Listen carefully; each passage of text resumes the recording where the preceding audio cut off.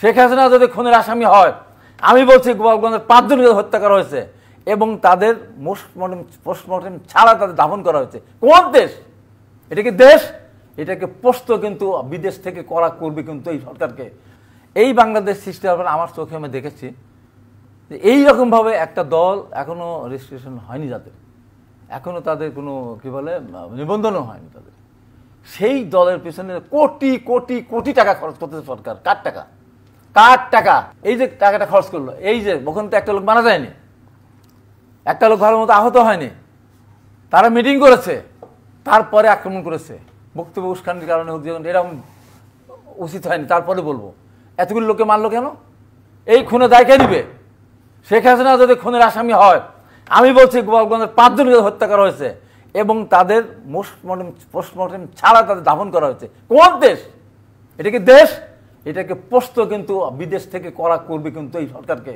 Postmortem ছাড়া কিভাবে 5টা লাশ আপনি দাফন করলেন? কেন সেখানে হত্যা হলো? পুলিশ সেনাবাহিনীর গুলিতে নিহত হয়েছে কেন? ওই মারা গেছে কেন? কেউ মারা গেছে? তারপরে আগে থেকে মিটিং এসে হামলা করেছে, বোমা মেরেছে, আপনি মেরে ফেলবেন না? মৃত্যুটা তো নিশ্চয়ই ও মবকে এই করার জন্য আপনার নানা নিয়ে আছে, সেখানে আপনার শর্টগানের গুলি ব্যবহার করা যায়, সেখানে এটা অবশ্যই তদন্ত করা যায়। এইভাবে গুলিতে এবং যে কজন মারা গেছে সব নিরীহ মানুষ, এখানে কোন নেতা ফেতা নাই। এই যে অবস্থা, এটা কি দেশ হলো? তারা ওখানে ইয়ে করতে যাবে, পিকনিক করতে যাবে, আর তাদের পেছনে শত শত গাড়ি যাবে, সেখানে কি ওটা সামরিক কি বলে, একটা সিনা কি বলে, ওটা কি বলে,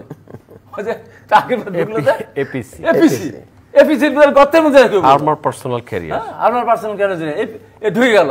আরে আমাকে তো কত জায়গায় আক্রমণ করেছে, কই আমি তো পালাইনি, স্টেজ ছেড়ে আসো, এই দিক দিয়ে গুলি করতেছে, ওই দিক দিয়ে দাঁড়িয়ে আছে, মাইক ধরে পড়ে আছে, সব তুলে গেছে। কো বললাম আমাকে 18 সালে পালাইনি, সেখান থেকে কোপ খেয়ে পড়ে যায়, দাঁড়িয়েছিলাম। তারপর হেলিকপ্টার ঢাকা নিয়ে আসছে, যারা কোপাতে ধমকেছে, এই তোমরা মার কেন? আপনি তো অভিজ্ঞ রাজনীতিবিদ, ওরা ভবিষ্যতে শিখবে। তাহলে এত কথা বলে কেন? এত কথা বলে কেন?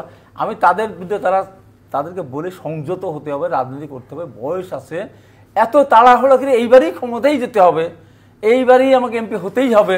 আমরা এমপি হওয়ার মতো, আমাদের দল ক্ষমতা যাওয়ার মতো দল শক্তিশালী যতক্ষণ না হবে ততক্ষণ নির্বাচন হবে না। সরকারও বলতেছে হ্যাঁ ততক্ষণ পর্যন্ত নির্বাচন দেওয়া হবে না, যতক্ষণ পর্যন্ত তারা কনফার্ম হবে যে 200 সিট পাবে, 300 সিট পাবে। তার কত বছর আমাকে বলে দিলে হয়, আমার বাড়ি চলে যায়।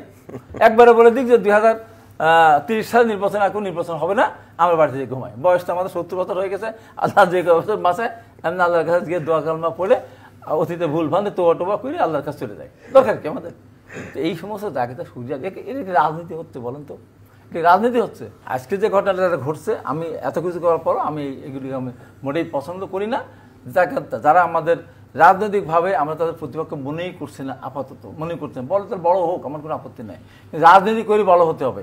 বড় হওয়ার পিছনে কিন্তু কতগুলি জিনিস আপনার দরকার।